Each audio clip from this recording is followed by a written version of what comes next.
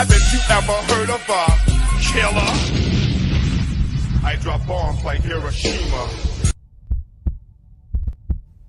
Somebody said, look at LeakYou video. What the fuck is LeakYou? Is it like a site? What's LeakYou? LeakYou.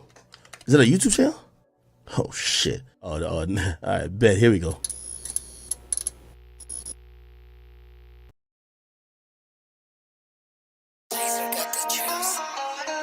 Testing. All right. You can cut out that other shit. Hey, yo, aim. Yeah. Run it up, Blondo.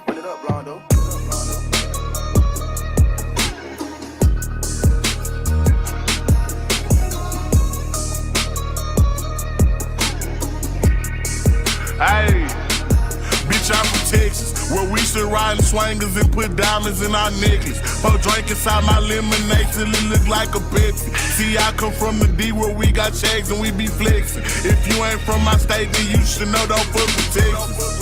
Hey, we always strapped, we keep our weapons. My mama from the 8, she slowed it down for me at 7. Used to think Pimp C was a god before he went to heaven. I knew what pushing P was before Gunna even said it. Hey, C0 taught me keep my weapon and never trust a nigga or a bitch cause it's expected. No killers from the country, they ride horses and throw sevens. Got niggas in the east ride ATVs with Mac 11s. First off, you better remember what that sign say before you come down here to this bitch. Don't mess with Texas. Cause you know everybody around this bitch got guns, nigga. Hey, see y'all from Texas. We got Beyonce, Trey the Truth, and we can't forget Devin. Big shout out to them boys, and I can't forget about them Texans. I've been feeling like Luca, how I bought that shit a blessing. #1 rule in Texas, keep it solid, ain't no telling. Hey, and always keep your fucking weapon. A nigga try me or the guys, we got no choice but stretch him. If he survive these shots at first, bet he die on that stretcher. These diamonds, I got water, might just go Johnny my next one. Hey, this Texas tea is what I drink. Sauce Walker had us dripping, sauce having hoes in on drink. Young Nasa had us jigging, dipping, ain't know how to think. Now I got all these niggas stepping, swiping, catching plays. Hey.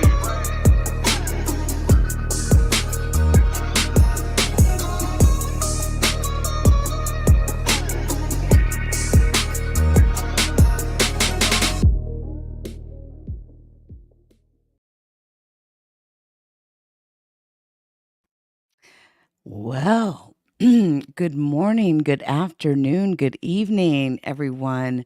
Boy, do I have an exclusive here today. We have RAMI in the building. This is an acronym for Roll a Mile Investigates.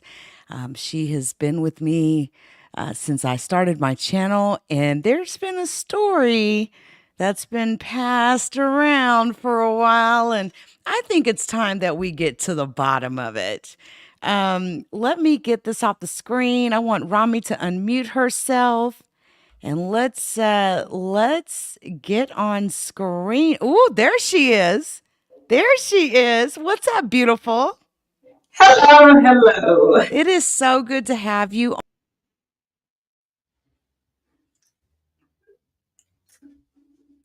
I think something might have happened, guys. Give her just a second. Technical difficulties. Yes, I'm still learning how to this magic mouse, right? This magic mouse. So, of course, we are streaming everywhere. We're streaming to Facebook. We're streaming to Twitch. We are streaming everywhere. Okay. And we want to, we want to talk. And so here's the thing. There's a story that's been going around for years, okay? And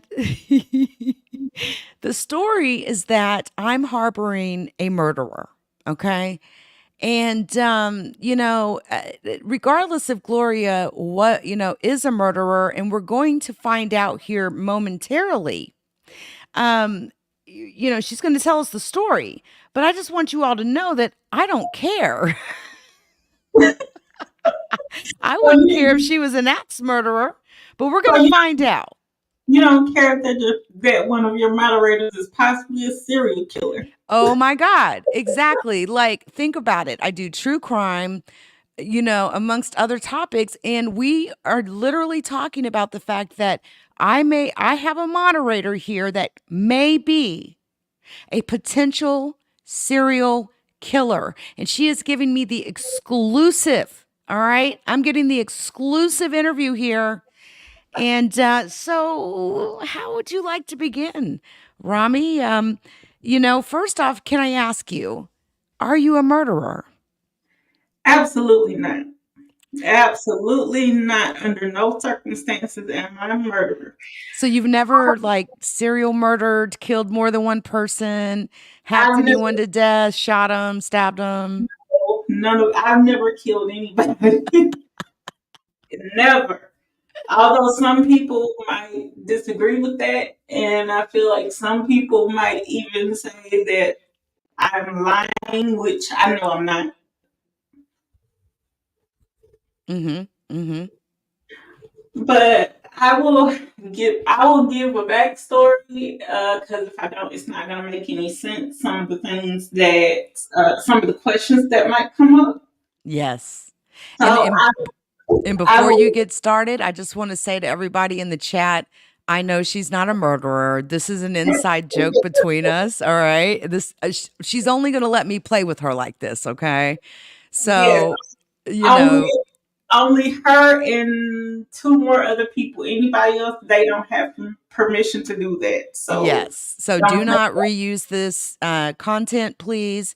This content, you will be struck copyright if you use it in any way. And this content belongs to me and Gloria, period. Shout out to everyone in the chat, including Gen X and the amazing Global Empire Entertainment. Mama Global's in the building. Hey, So, Mama Boo. Hey, Genex Media. Hey to everybody else that's in the chat. I cannot see the chat right now. Well, I can see it, but only half of it. So if I didn't speak to anybody, I'm very sorry about that. But hello to everyone that is in the chat. awesome. So tell us, Gloria, how did this rumor get started about you being a murderer? I mean, it's been going on for a long time, right? I think this is what year 4, 3. Wow.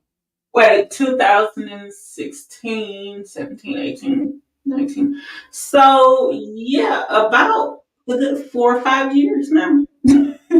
Wow. And I mean, ever since I've known you, and I remember Gloria came to me and she told me this story many years ago. And she was like, "Are you okay with me still moderating for you?" I was like, "Girl, what are you talking about?" Yes. What do And you I think mean? the reason I did that was because I know how people can be. And Yeah. I and just in case anything were to leak over to you, I just wanted to let you know what was going on before it did, just like I did with everybody else that I associate with. I let them know what was going on so that if anybody tried to come to them with anything, they could say, I already know the story and everything like that. So. Right. So start from the beginning. I'm not even going to talk too much. I want to let you talk. I'm going to mute myself. Start from the beginning, and whatever you're comfortable sharing with, whatever you're comfortable sharing. I'd love to hear, everything from the beginning. I'm going on mute right now.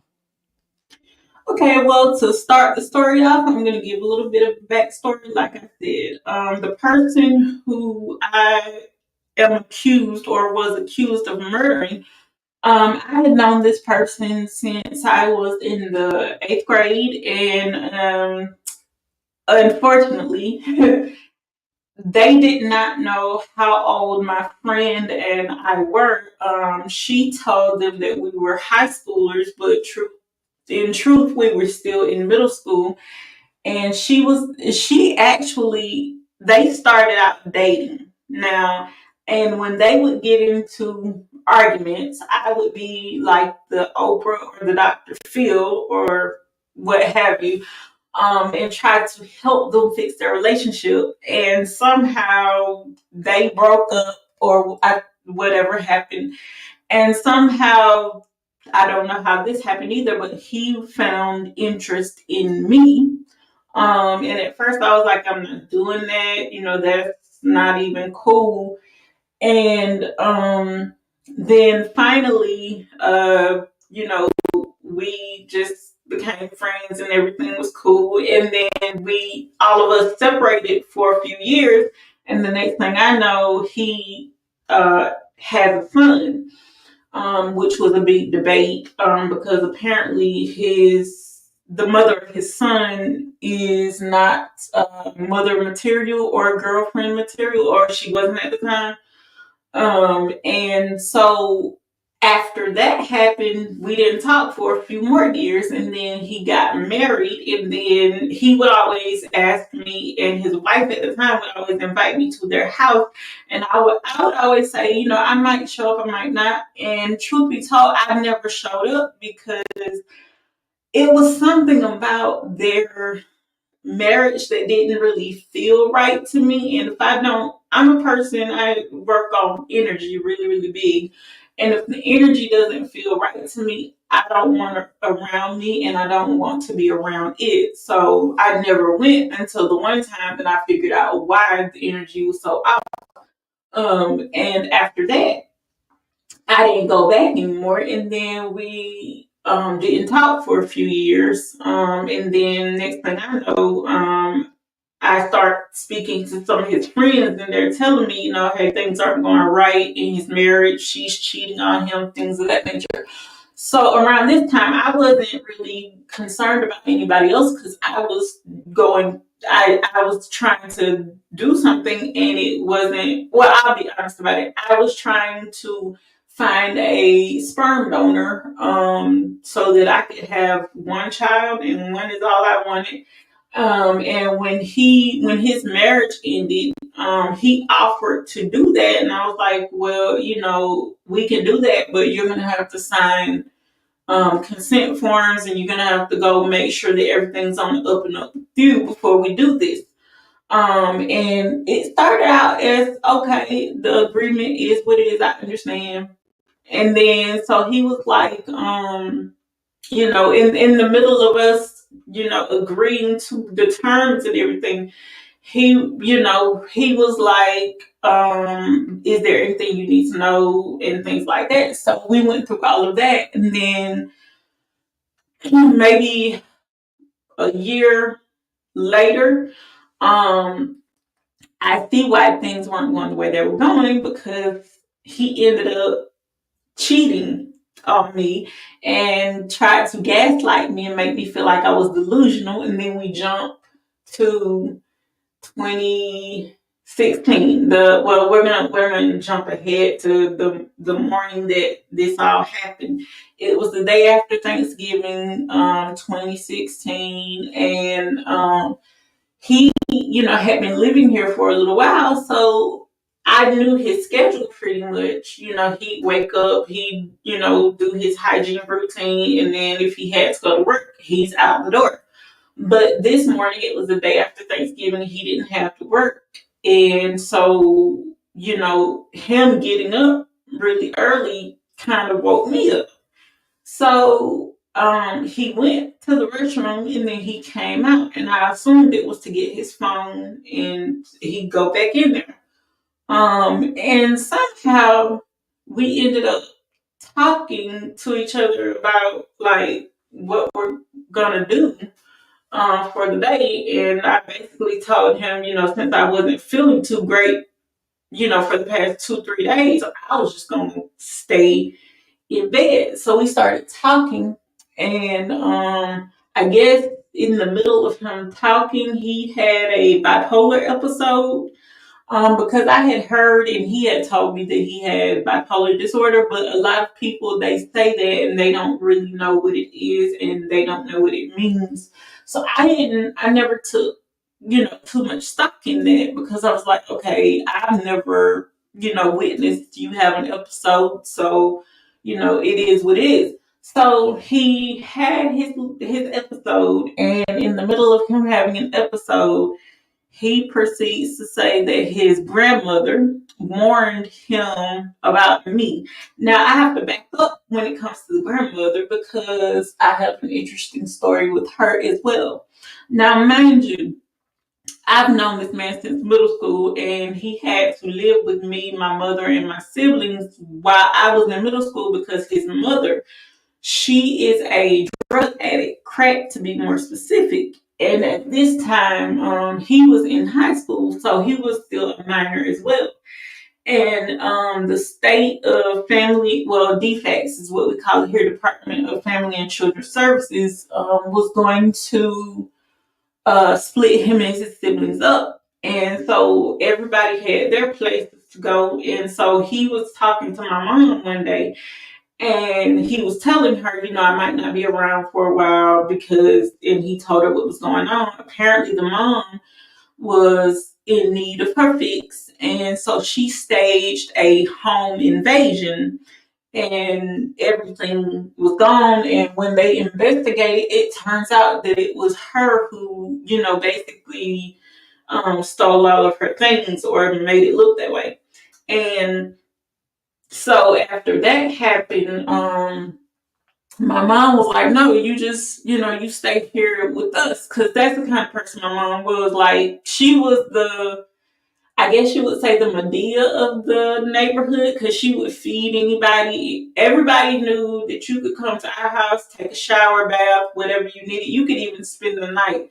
That's the kind of person my mom was. So it was no surprise when she did that. So after that happened, everything got back on track, and we separated for a few years. But then in 2015, when all of this happened, he was here one day, and his grandmother called, and we were, laughing, just having normal conversation. So I thought the lady was, okay with me and cool with me, And so the next time she called, he goes outside to do something, and I hear him say, "Grandma, like, what's wrong with you?"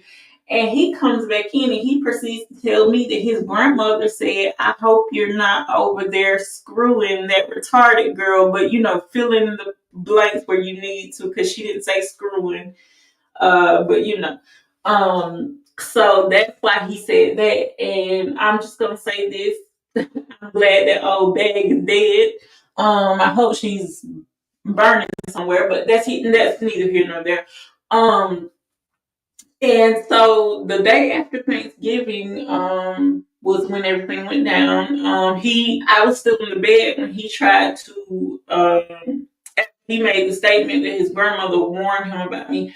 He tried to set the bed on fire with me in it, and then I was able to get to my phone to text his family, like, "Look, hey, y'all are gonna have to come get him, because he's over here flipping out. And if y'all don't get him, I'm just gonna have to call 911 and have them pick him up and commit him again, because he was previously sent to the psych ward maybe a week before that, because that's where it all started." Hold on a second. He lit the bed with you in the bed? He lit the bed on fire with you in it? He tried, but the thing Wow. is, for some reason, and this is why I say I have God on my side so well. He tried to, but the lighter wouldn't catch, basically. And so once I was able to do that, within like 10 to 20 minutes, his family was at the door, which is strange because they live literally right around the corner from me. They're actually in walking distance. So what took them 20 minutes to get to my house, have no idea. But they were there. They knocked on the door. So I went to the door to answer the door, and I, let them in. I made sure to let them in. And while I'm going down the hallway, he was to get to the door. He's trying to put shoelaces around my neck to choke me, but I was able to maneuver out of that and get to the door. So I got to the door. His sister, cousin, and mother came in. And his mom, and this irritated me, and it still does. For some reason, I don't know why. She thinks this whole situation, because more stuff is going on while they're here, so they know that I'm not lying and, whatever.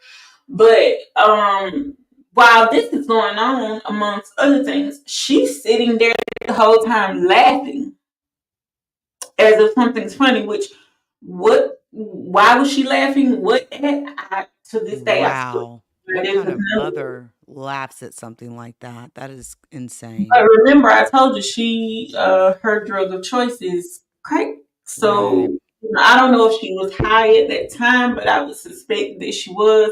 But I've never known a person who is on crack to laugh. I've known them to just sit there quiet, spaced out. Now I don't know if she had something else mixed with it that day, whatever. I don't know.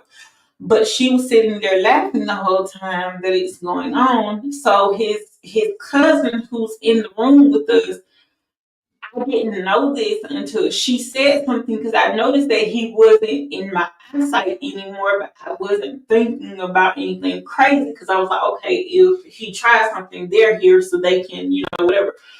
And she was like, why are you standing there with, and she's talking to him at this point, why are you standing there with shoelaces in your hand and keep looking at her like you want to do something? So when she said that, I immediately moved over there to where she was and, went next to her so that my back would be facing towards the wall and I could see him.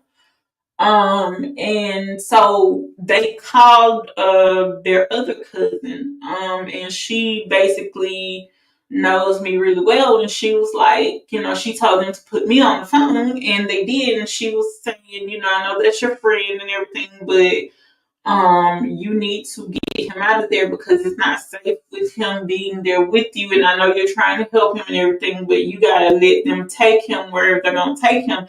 And I told her completely, I said, I completely understand, because if they weren't going to take him, I was just going to call 911 before they leave and let them come back and get him. Because, mind you, like I said, he had already been committed to the psych ward the week before. And people always find that part interesting because, remember, I told you he had a son, his little disrespectful demon self. But he had. Oh, when I tell you that child was disrespectful and nasty as could be, you know how they say boys are gross? Yes. I really believe that now, because this child, he was 14 going on 15 or maybe 13, I don't know. But he was like a teenager well into his teen years. Mm. Tell me why his father would have to literally, get a belt and use it to get him to take a shower. Wow. Literally. And the funny thing is, I have someone who assists me regularly. So her daughter sometimes would come with her to, do things for me. And me and her daughter, we're really cool, love her absolutely. And he would always try to like talk to her, and me and her, we already knew why she wasn't interested, because she would be here half the time when this stuff would happen. And she was like, I don't know why he keeps trying to talk to me. I don't want to talk to him. He needs to go talk to a tube of toothpaste, and some soap and water. Because everybody who knows me knows that I love to smell good and I love baths and showers. So I could go take a shower for like a whole hour and 30 minutes. And Centel, my brother, he calls it my shower hour, because that's how long it would take me to do that. So we would always go to like Bath and Body Works and stuff and things like that. And that's when she told me that day. And I was like, well, just make sure you just don't deal with him, because you already know he's gross and disgusting. Because one day they literally went swimming one day, and he came in the house and sat down and thought he wasn't gonna take a shower, but the whole time he's digging in his swimming trunks. So she sees this, I see it. She's tapping me like, look, and I'm like, I just, basically nodded to her slightly to let her know that I noticed it. But they have him believing that that I killed his father, which I don't know how that's possible because the morning that happened, they came and got him, and he was with his grandmother that day, and then he went to another family member's house. I think probably a couple of days later. And the person that we know in common with each other, he said that when he saw him, he was laughing and joking. He seemed normal, seemed fine. So I was like, okay, whatever. So after that, I decided to, because by then, everything was souring, and I'll get to that in a minute, between us. But while he was gone, I decided to pack up his clothes and have them, sent to his sisters, which is what I did. And I never saw him again. So I don't know why they're trying to put that on me. And the funny thing is, they waited a whole year after this man had been deceased to take me to court for allegations of him, of me murdering him, of course. And this is another reason why I say God is on my side all the time. So you had to go to court. Like, what was that like? Like, was it a grand jury? No, Um, because this is the funny part. So I was in school at this time, and I wouldn't get home until like 4, maybe 5 o'clock. right. One day I got home and I thought, no, well, the sheriff's seal hanging out of my door. So I'm like, Oh my gosh. why would they be here? So I'm thinking something's wrong. Right. And so I just take it down and I'm reading it, and it, basically requested for me Mm-hmm. to be in court. And I just said, okay, I'm just gonna go, because I don't even know what's going on. So I went down there, and the judge, we are in the court, and you know how you can. I don't know if anybody else has ever experienced this, but unfortunately, I have. Growing up around a lot of drug addicts, I can pretty much tell what your choice of drug is if I can just Mm-hmm. either hear you speak for a second or even just listen to you or look at you. Basically, I can tell. So the whole time we're in the court, and the judge is, basically asking, everybody if they want to say anything before y'all get started. So she decided to, well, her daughter decided to speak first. And the whole time you can literally see her, and I think this is what saved me. You could literally see her over there just fumbling with something, what I don't know, and she's shaking. Basically, she's tweaking for a fix. And the judge, ma'am, are you okay? Do we need to take a restroom break so you can use the restroom? Because I thought maybe he thought that that's what she had to do, and while she was sitting over there shaking and twitching like she was. But she was fiending for a fix. And so the judge basically, after they spoke, he let me speak. And I basically explained everything from A to Z, how they had to come, get him the week before Thanksgiving, take him to the psych ward, how they had to take him themselves wherever they took him that week. And I let him know I hadn't seen him or heard from him when he died, because he had been at my house for like a week by this time. And if it wasn't for the person who I know who called me to let me know that he was dead in the hospital, I wouldn't have known what happened to him because I didn't hear from him or see him. Um, so he died or whatever, and they're trying to say that I did it. But when everybody asked them a story of how he died, they Right. get conflicting stories, because the judge even asked that question, and she told them that he died in the hospital because he got up out of the bed without supervision, fell in the bathroom, hit his head on the sink, had a seizure, and that's how he died. And Now, you were not even there at that time. no, I was nowhere around. I hadn't seen him for a week, and I think probably 2 or 3 days when he passed away. And then when somebody else asked how he died, it was he had a heart attack and died. Somebody else asked how he died. It was another story, and then another story to somebody else. So the stories were conflicting. So when it was my turn to speak, I told the judge all the stories that I had been, the story that I got from her, the story that she had been giving everybody else. Because different people were actually, and they still do this, they will come to me if they see me in public and ask me, did I really do that? And I'll say no. And at the time that this was happening, this was really heavy. So I was giving them the stories that people were giving me because they would come to me and say, well, they said killed him. And I'm like, no, because the way they told me he died was this way. And then they'd be like, well, somebody else said that he died, so I have completely stories.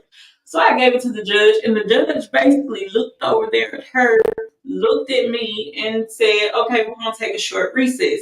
Now, I don't know how this judge did this, but I'm so grateful that he did. But somehow he looked up my information, found out I was in school at the time, and found out that it was criminal justice and that my grades Wow.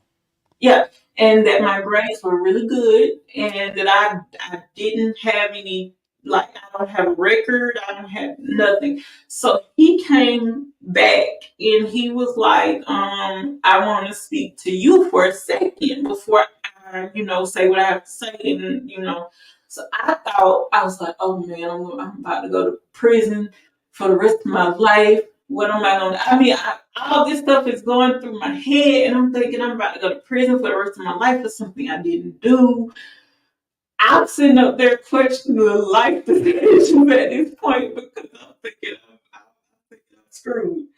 So we get into the hallway, and he's telling me, he's like, I see that you're in school. I see that your grades are good. You don't have a record, and he wouldn't tell me who. I still don't know to this day, but he told me that a little birdie told him that I've been having problems out of this family for a very long time, and that I'm a very sweet person. I'm kind, I'm caring and loving, which all things are true. Mm-hmm. And so he was like, I'm not gonna let this go on any longer. So he went back into the courtroom, and he basically told her and her daughters to their face, like, y'all have drugged this young lady down here, and she could have been in class right now. Y'all are dragging her down here to drag her through the mud for something that's not even true.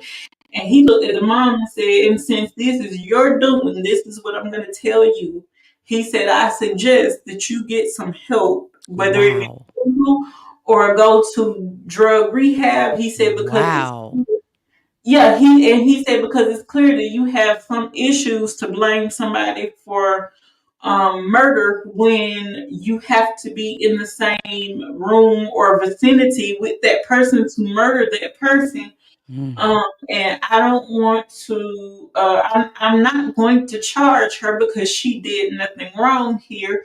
And if I see this come across my desk or anybody else's desk that I know, I will be finding y'all $1,000 for wasting my time and her time. And I suggest that y'all don't contact her, because that's another thing they have been doing. They have been contacting me too, because apparently he was getting food assistance, and I guess they thought I had his card, which I did not have the card, and it was supposed to come into the mail, but I never received it, so I can't give you something I don't have. Right. So he basically told them, like, I suggest y'all stop contacting her, because if y'all don't, this is not going to end well for y'all, because y'all are basically harassing her at this point, and she has better things to do, like being in class and, working towards her degree, which she is at this moment.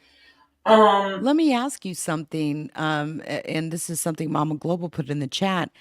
Do you know by chance what the cause of death was per his autopsy?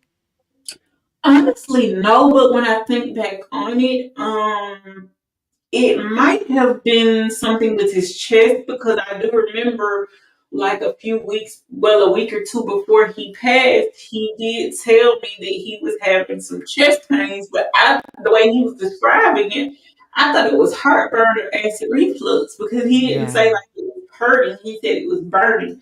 So I'm thinking it might have had something to do with his chest, but I can actually look it up and find out. I just never. Could have been a heart attack. But I mean, if he fell and hit his head really hard on the bathroom floor in that hospital, that could have been the very thing. He could have had a bleed on the brain or anything. And the fact that you weren't not even there when it happened and when he died, it's preposterous that they would have even attempted to try to charge you with murder. Preposterous. But the thing is, let me give you a little bit of a back situation on that. You said about the sink, right? But remember, I told you there are different stories because they've even tried to blame it on a nurse who was supposedly Mm. working the day that he went into the hospital. And after he fell and hit his head, they said, you see her leaving the hospital, but she never comes back. And Wow. so that's another story that they're trying to blame her for it too, where they tried, didn't work. They should have Um, just sued the hospital. I mean, if he no, was, you know. that's the thing. I don't. I think the reason they didn't try to do that is because they know that their story wouldn't add up because they can Mm. check video to see who his nurse was. But I guess that's why they never did that. But before they took him to the hospital, um, you remember I told you about the young lady who comes with her mother sometimes, right? So Mhm. she was in high school at this time, and I didn't know, but his niece and her, they were in the same class together. And she told him that she had heard that right before they took him to the hospital, he basically just stopped functioning. Basically, he stopped talking, he stopped walking, he Oh, stopped eating. wow. Yeah, and they said he just sat there and he spaced out basically. And so that was that.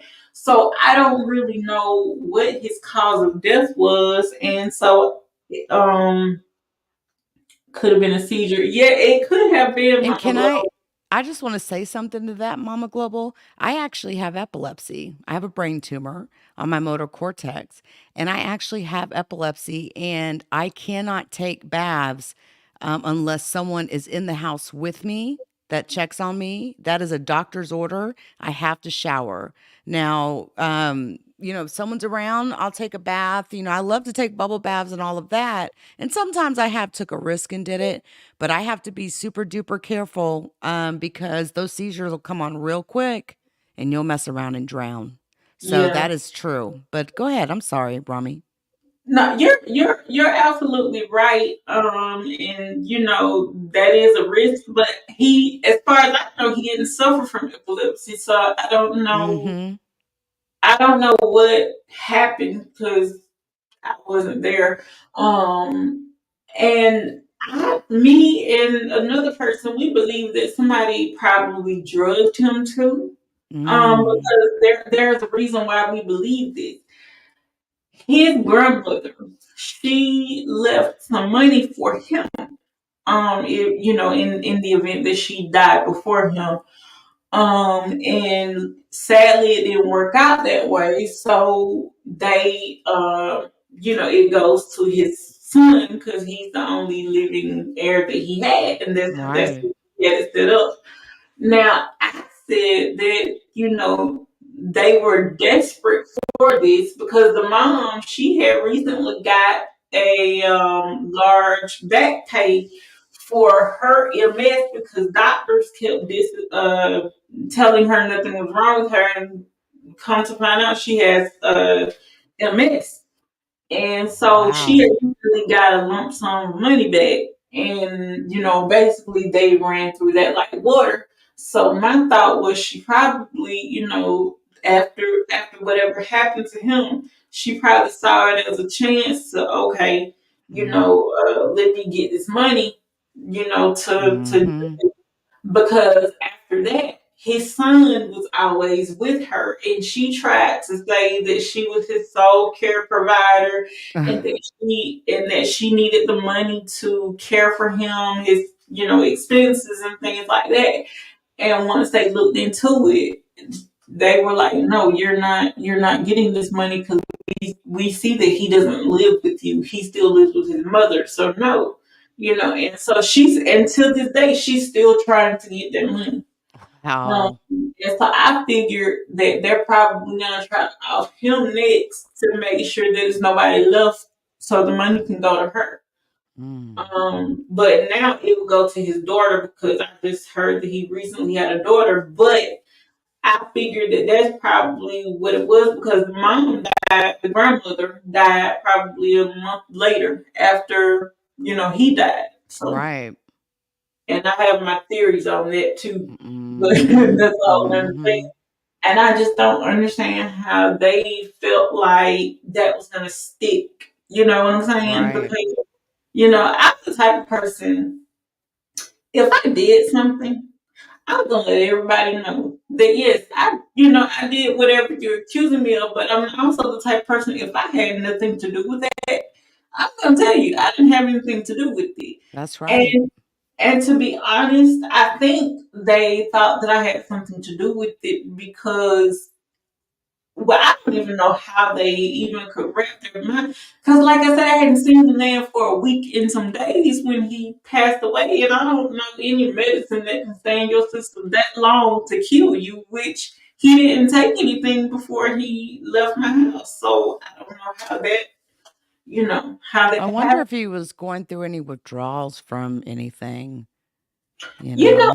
honestly, the me and the young lady and her mom, we were thinking that maybe, but I've never known him to do any type of drugs, so Mm-hmm.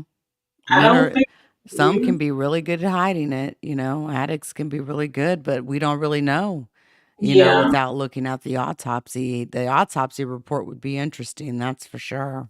Oh yes, But I bet you the judge looked at it and he thought it was absolutely ridiculous along with all the other evidence. I'm sure he looked at it because that's the medical examiner. It's a county thing. He would have had access to it.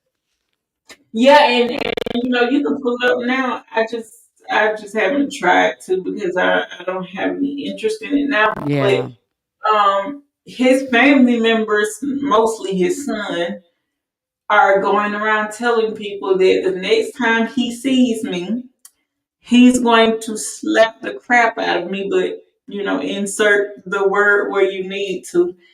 And so Do you I have a basically, gun? Because if oh, I was you, I have yeah. a few. I have a Okay, few. good. So, yeah, he ain't going to be walking up slapping nobody. He's going Oh, to find himself in the afterlife, is what's going to happen. oh, he can walk up, but I guarantee he ain't gonna walk back because Exactly. He'll be in listen, the afterlife. with every firearm I own, I have a box of hollow points, so I'm not worried Yeah. about it. Yeah. So and Well, his after your stalker situation and the weird stuff that was going oh on in that window that time, like 4 or 5 years ago, I would be calling Gloria like every night. Are you okay? It's 2 o'clock in the morning. I'm calling Gloria. Are you okay? Are you asleep? All right. I'll call you tomorrow. Just let me know if you see any more footprints outside. Don't make me come there. yes, she I have to say this. She really did. She was like, "Wait a minute, what's going on?" Because I told you the story because I thought it would be funny. Because Chantel, he always teases me, and he's like, "What did you do to that man?" I said, "I didn't do anything to that man. Well, nothing I thought he couldn't handle because he has 2 kids. So I thought." Right. I'm thinking, oh, this is generic. Like everything I'm doing is pricing. And since Hill was like, no, it's something you did to him and you just don't remember. And so now he's losing his mind. And I'm Yep. like, like, I, Stalking behind windows and just all kind of oh, weird stuff. yes. Oh, I yes. thought I was going to have to come and, handle some business. I'm pretty sure they are wondering what are we talking about. But the short version of the story is I met someone who I thought was, a nice guy, respectable guy. He if you see him in the daylight when he's sober, he looks like your average man, nothing, no issues, no nothing. He even looks like the type that you might think, oh, that's so sweet. He probably goes to church with his grandma. Like, when I tell you, that was the opposite of what was going on. This man was an alcoholic. I think he did some type of drugs, and the reason I say that is because the job that he does, how I originally met him. I don't want to say what that is, just Right. yeah. So that's how I originally met him. And so we were talking one day, and I guess he liked what he saw, so he was like, "Hey, I want, I want you to be mine." So I was like, give me a second to think about it. And so I was like, okay, he seems like he's a churchgoer, so I shouldn't have any problems. Ooh, big mistake. So, yeah, that happened. And then one night, he, in his drunken state, calls off and says something that really shocked me. Because at first, I had been getting this thing of let it go, leave him alone. But I'm thinking that's my paranoia because Santel and other people will tell you, and I don't know if Jeanette's media is still in here, but he'll tell you too. I have a hard time trusting people. I don't trust anybody. Very few people. And they give me a hard time about that, but they know why. Oh, So one night he's in his drunkenness, he tells me, he says, don't. And I thought we had already made this agreement to not let anybody know that we're together because how people are. So I was like, yeah, I would never do that anyway. But in his drunkenness, he calls off and says, if you tell anybody about us, I'll basically end your life. Basically, wow. yeah. So after that, I was like, okay. And then I, stopped dealing with him. And unbeknownst to me, a friend of mine who is very near and dear to me, he knows their whole family, and he proceeds to tell me, he was like, yeah, he wasn't lying when he said that because the men in his family are well known for basically stomping their women to sleep. Wow. So I asked him, I said, friend, why didn't you tell me about this before, I got myself into this? And this is so funny. He said something to me that I hear all the time. I mean, and it's basically who I am. I've always been like this ever since I can remember. If my mom was still alive, she'd tell you, yeah, she's always been like that. But somebody can tell me something clearly. And he said this, he was like, well, friend, I know you, I've been knowing you for some years, and I know that whatever I had to say was gonna go in one ear and out the other, and you were still gonna do what you were intended to do anyway. So it wasn't a point in me wasting, my breath telling you about that.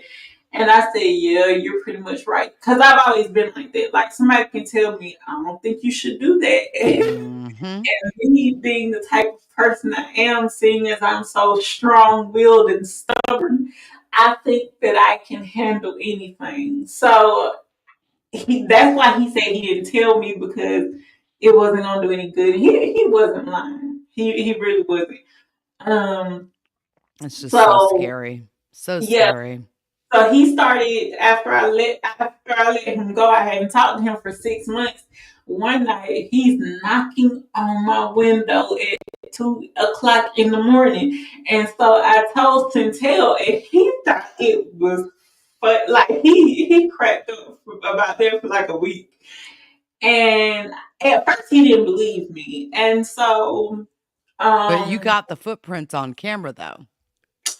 No, I don't have the footprints on camera, but one night we were talking, and me and Centel, we were on the phone together, and we were talking, and next thing I know, I hear somebody knocking on my window, and I was like, listen. And so he heard it, and he's like, what's that? I said, that's him. And he was like, are you serious? I was like, yeah. So I didn't open my door, but he caught me off guard the next weekend. Mm. What he did was he got me at like almost 5 o'clock in the morning. So at this time, I was sleeping. That was one of the nights that I rarely could get sleep. So I was I was sleeping really well. And I hear somebody knocking on my door. So I'm thinking, oh, it's my niece and something is wrong with her or one of the kids. So I jump up Oh gosh. or to let them in because I'm thinking, oh, something's wrong. She probably is trying to get me so everybody can meet at the house. My brain just went all different kind of ways as I'm going to the Sure. door. So I open the door. It's him standing there, and his eyes are as big as saucers. Wow. hmm And so he's talking to me, and then I look at him, and then I notice he doesn't have on his uniform, so he's not every bad.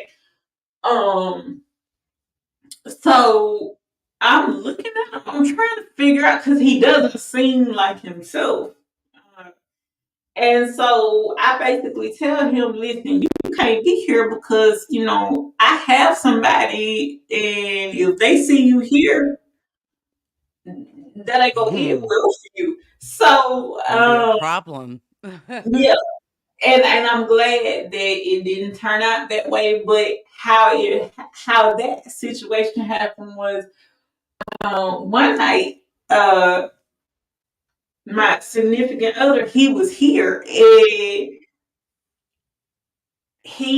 I guess he didn't know, so he knocked on the door. And I said, go to the door and see who that is, just in case somebody for you, not for me, because I didn't expect anybody. And so I hear them talking, and my boyfriend said, okay, so step outside for a second. So he left the house and closed the door. I didn't get up because I really didn't care what was going on. And next thing I know, I look out the window because I'm just that nosy and I wonder what's going on. I see them. Well, actually, it wasn't a fight. It was basically I'm gonna show you where you need to be, basically. So he picked this man up Mm. and puts him, like, basically throws him in his vehicle. And he said something to him before he punched him, but I couldn't hear because I was looking out the window. He said Wow. something before he punched him. And when I tell you, dude left so fast, and I haven't seen or heard from him since, that was the end Mm. of that. But, ooh, It's like sayonara, sucker, right? I'm pretty Sayonara. Pretty much. So yeah, that's part of my stalker and murder story. Wow. I have a few more stalker stories too, but I'll get to those another day. But Oh, we'll yeah, have a part 2, definitely, because this is right up our alley, right? I mean, yeah. we'll definitely have a part 2 and go more into depth. And then, did you ever put a protection order or restraining order out at any time against him? No, no. A But lot of but women don't, for but whatever I reason. will say this. The reason I didn't is because I figured as long as he doesn't show up anymore, we're fine. But if he decides to show up, then I just have to Mhm. stand my ground because Georgia is a stand your ground state, so I would have to do that if necessary. But I was trying not to go that route, Right. just because it didn't escalate into anything physical. But if he decided he wanted to get crazy again, then we're Mhm. gonna have to, we're gonna have to do what the law says and stand your ground. But luckily, I haven't had that Yeah, problem. you gotta stand your ground, period. Like, we can't just let people just walk up and just hurt us. That's insane. Absolutely Yeah. insane. And that's where these people get it messed up at. A lot of people love to do threats. They love to threaten people. Oh yeah. You've heard it, like, "Oh, I'm gonna kill you. I'm gonna do this to you. I'm gonna do." No, you're not gonna do nothing to me. You might call me a white lady, but I promise you, You're gonna get a taste and you're gonna wish you would have never fucked with me. Excuse. I'm working so hard on my cursing. So bad, Gloria.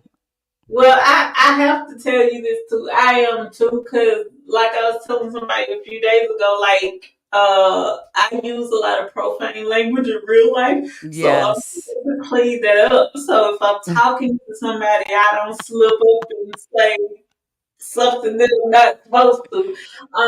Because Yeah. when I was talking about the grandmother who used that term on me to describe me or what she thinks is me, normally I would call her an old insert the word, but I just replaced it with bag or back if I'm speaking to somebody that that where I'm in public, but in private I have another name for her that starts Yep. with but yeah, like, so I'm working on that too, so I do understand. But yeah, I know what you mean by people make threats and things like that. Oh But yeah. I have to ask you this because this is something else that I had to, deal with too. When when people are making threats against you, does that ever like have you looking over your shoulder, not in fear, just in safety, just for safety purposes? Definitely. Definitely. I there's nowhere I go in which I'm not strapped. I don't care. I'm strapped when I go to the grocery store. I am strapped when I walk into my car. I'm strapped when I'm outside next to my fire pit at nighttime. Like, Mhm. I kid you not. I'm strapped no matter what. And the reason why is because there's too many others out here that are strapped and that are ignorant. And I Mhm. just feel like I got to protect myself, Yeah, and against them. I always say it's better to have it and not need it That's than to right. not have it, because it's funny that you said that about the grocery store, because my one of my exes, that, and he's the only one that I'm still cool with because we didn't end on bad terms, but he um when he was working at this grocery store, I would go in there all the time, but I would always forget that he was working. So one day he told me, he texted me, he was like, "Hey, why are you in here?" He would always mess with me, and I'm Right. looking for him, and he's like, "Yeah, you can't see me, but I can see you." Um, and so he was like, he called me. He was like, "I started to sneak up on you, but I know what you're carrying with you, so I wouldn't make that mistake and jeopardize my life like Exactly. Straight up. I mean, that's a that." fact. Like, do not jeopardize your life. Because he knows, he know anybody that knows me personally, they know that it's two things I don't like after all of the things that have happened to me. I don't like loud and sudden noises, because that Mhm. does to me. And I don't like for people to sneak up behind me for obvious reasons, because oh man, that really it I don't know. It does something to me when somebody sneaks up behind me. I would rather have somebody in front of me so I can see what you're doing at all times, rather than be behind me, because um one day I almost, and I still have to apologize to her for this, but Mhm. I almost stabbed somebody because we were talking and I didn't know that she was like walking towards me. So I'm in the kitchen and I'm washing a knife because I had just got done cutting up some fruit. So I'm washing a knife and she comes around the corner and she said something to me, and before I realized it, she was like 2 seconds away from having to go to the ER for some stitches. Hmm. Um, Period. and like she knows why that is, and I always tease her. I say, "You got the softest footsteps in the world. I'm gonna have to, Mm. I'm gonna have to put a bell or something on your ankles or something, because I gotta know where you coming." Right. But she knows why I tease her like that, because after everything that happened with that situation of me, you know, being accused of something I didn't do. Oh, and they have also started to say now that they're gonna catch me unexpected. Mm.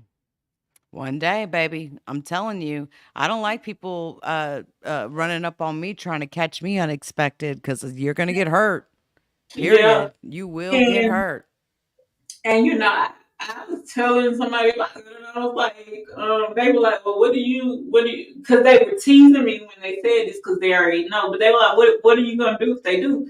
I said, well, Shit. What are they gonna do is the question. yeah, because I hope for their safety that they don't, Mm-hmm. because like people who know me in real life, they know I have three things on me. One is my mace, the other is a box cutter, and you can guess what the third one is. Hmm. Yeah. So, I Yeah. mean, depending on the person, I might just have to pull option three out to begin with. Hey. Option one, because believe me, I'm a big believer in if somebody is trying to harm you, you got to get them before they get you. And that's just, you That's know, period. I mean, that's the way that you have to think these days because seriously, you got to always be prepared and you always have to get them before they get you, period. mhm, Period. I don't care what mhm. anyone says.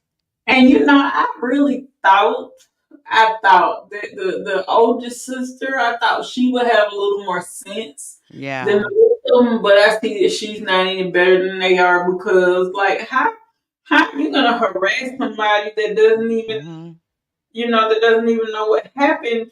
And if it wasn't for the person calling Centel and begging Centel to let me know what was going on, because Right. they actually had called him to say, hey, tell her to call me because I guess they didn't want to release the information to him.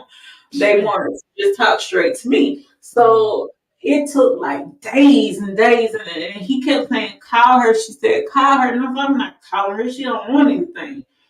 And so the Mm. last time, I guess she was like, I need to tell her this. So she begged Centel to basically put me on three-way or deliver the message.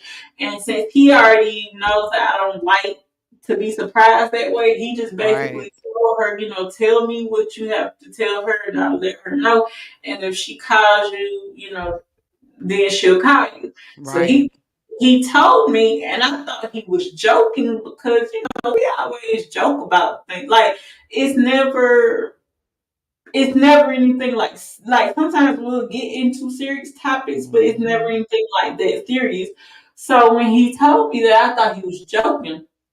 And he was like, "No, I'm not joking. I'm Mm. very serious." Like she said that he passed away. He's at the hospital.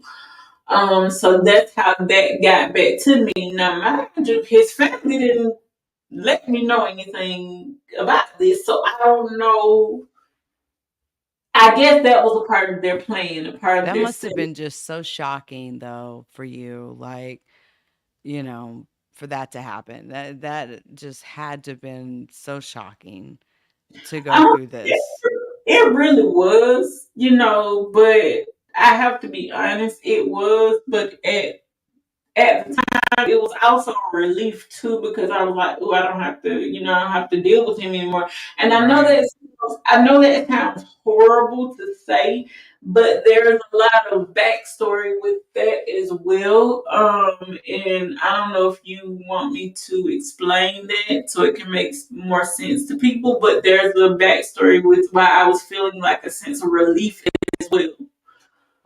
When I found out he passed away. No, I respect that. I absolutely respect that, and I think that's something that we need to talk about in part 2 because I think that, you know, people just don't understand, how someone can really torture you and make you feel just horrible. And it's like me when I got a divorce, right? When I divorced my ex-husband, left him 3 years ago. Not that there was any murder involved, although I wanted to murder at times.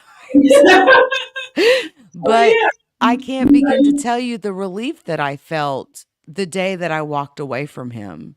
I knew Mhm. I was going to do it. It just, I knew I was going to do it. And the whole reason I took a trip out actually to Colorado right before I left him.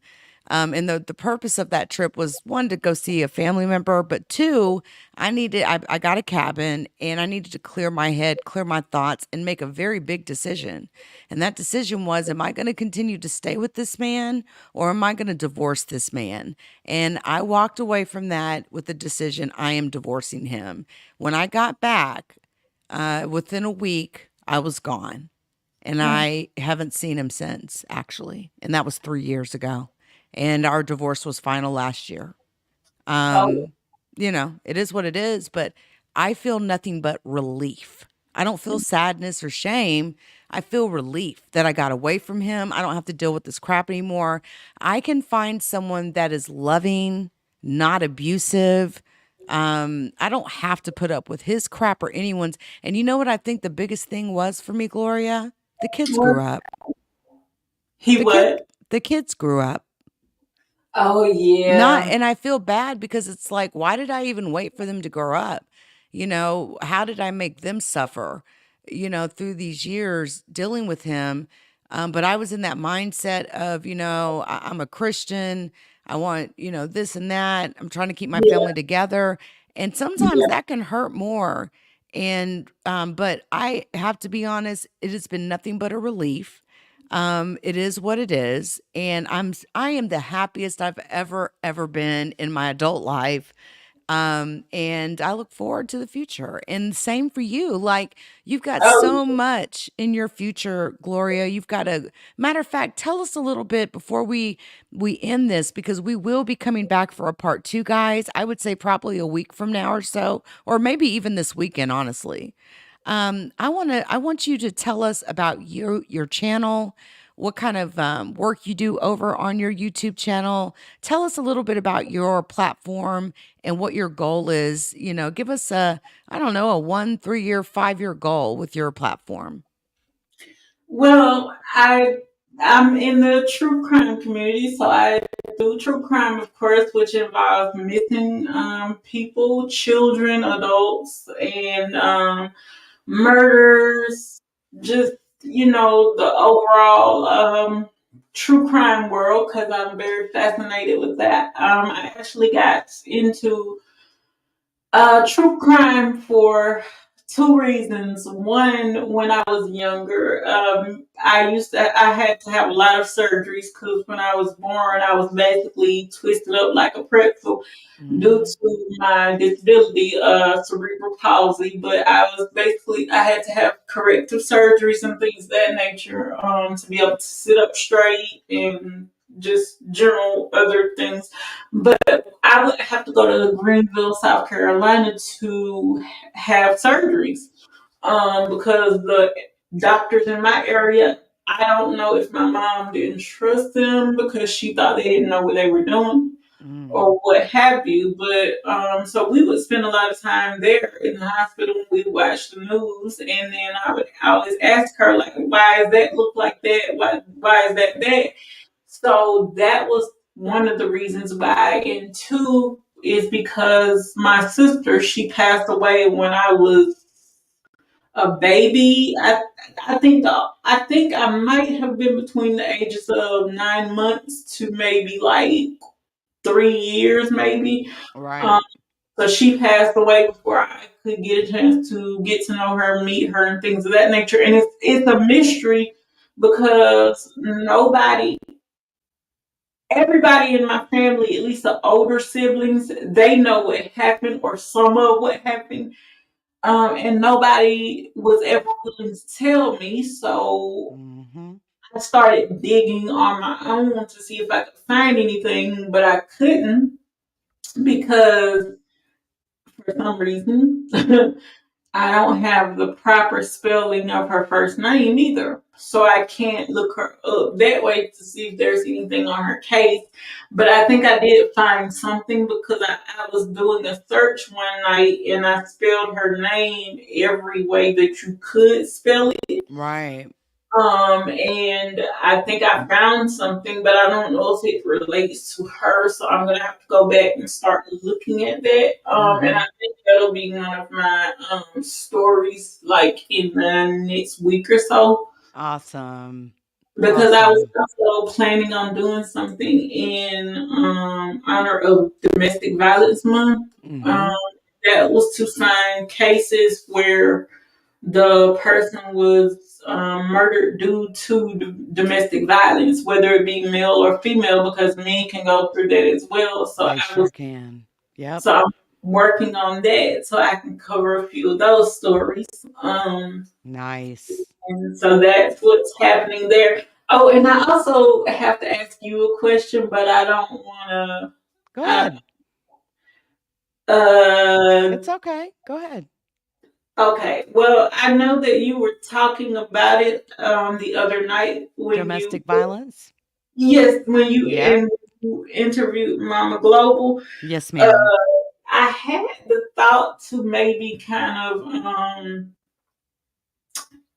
do maybe hopefully an interview with you to see if you could tell that story.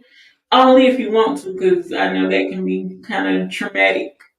You know what? Yes, you're the only person that I would do it with too. Right now. Now, if someone else, there's a couple other people that I may be willing to talk to about it, but not as the first interview. But yes, I'm willing to talk to you about it because, truth be told, I was a victim of domestic violence for many years. My husband was very abusive. You think that audio is something, y'all ain't heard nothing. All right. I've been stabbed. I have had staples in my head. It's possible that his abuse caused my brain tumor. There's so much that I could talk about when it comes to that. And so, yes, I'm willing to do that. And in being the fact this is Domestic Violence Month, I do want to share, a part of my story. I have no shame in it. I don't have anything to be shamed about. I didn't abuse him. He abused me. And he did it when I was pregnant. I could tell you stories that would literally make you cry, the things that he did to me. And although, we don't talk or anything like that, I just feel like, I don't, it's like this. You did it. I didn't. I don't have to hide your evil deeds, period. So I don't care how he feels about it. He was abusive the whole relationship. It took me to fight back when he went to prison for abusing me. He actually went to prison for beating me one day really badly. Oh, Um, and he did 2 years in prison for that. I mean, I don't know if you can tell, but if you look at me straight in my face, you'll notice that on the left side of my face, it's a little bit puffier. All right, Mama Global. That is because of an injury he did to my face. That man stabbed me 4 times. When he got out of prison, I don't know what it was, but something happened within me. And I started fighting back. And although he would still be abusive, he knew better than to go so far. But I mean, I almost cut my thumb off. He almost cut my thumb off. I had to have surgery. I could go on and on and on. And that's why I try to tell people it's like that audio is nothing. I have got video after video after video, audio after audio of this man doing things that are, that audio is nothing compared to what I'm sitting on. So yeah, it does not shame me. Ma'am, honestly, I've never heard the audio. Honestly, I don't even. I Oh, he was threatening. He said all kinds of horrible things, just like an abuser would. Mhm. Said he'd kill me, all kinds of stuff. The man used to threaten to kill me almost on a daily basis. As he got older, as men get older, abusive men get older, They know they ain't got the strength. All right. And he ended up having a back surgery. And so he knew, you touch me, all I got to do is push you one good time. But as the years went on, the abuse became less and less. But that was the physical abuse, not the mental or the emotional. So that's why I say, like, I don't have nothing to be ashamed of. I say play the audio, to those hoes over there, and I'm gonna strike you for playing it. Cause truth be told, I'm not the only one that owns it, right? There's three people total that owns the copyright to that particular audio because I was paid to produce that for a domestic violence campaign. So, it's not just me you're violating a production company that has a lot of money behind them.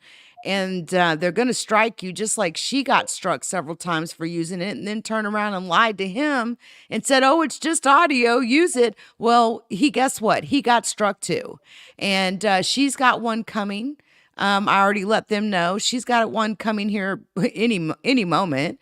Let them play it again and they're going to get struck again. Now, if they would have asked, if it was someone different, then I would have let them use it. Or first I have to ask permission for them. I actually have to ask permission for someone to use that audio. But straight up, all a person has to do is ask. Yeah. And but just doing it to try to dig at someone as if you're making fun of them being abused. We all know that she's a crackhead and she's had her head knocked off by many pimps and tricks over the years. Not even 3 months ago, we heard someone slap the shit out of her while she was live. So she can sit over there and say whatever she wants. But I would love to do that. And I would love to tell you my story. I've already been writing a book on it. It's halfway done. And I plan to publish that book. And regardless of how my ex-husband may feel about it, listen, it's your deeds that you did. I wasn't the one walking around slapping, hitting, punching, kicking, doing all these horrible things. That was you. And that's something you got to live with. But you have a right to tell your story. That's right. That's right. I'm actually doing the same thing you're doing, but it's a little bit different. I'm writing a book on my life, and I know that when some people read it, it's gonna sound like a lot of fiction, but when I tell you, it's true. Baby, I wish I could have said it was fiction. I mean, I remember that man, and I'll tell you. Let me tell you this real quick, Gloria. Do you know that man picked up a 75-pound heater, the ones that you buy that you put on the ground that heats like a whole room?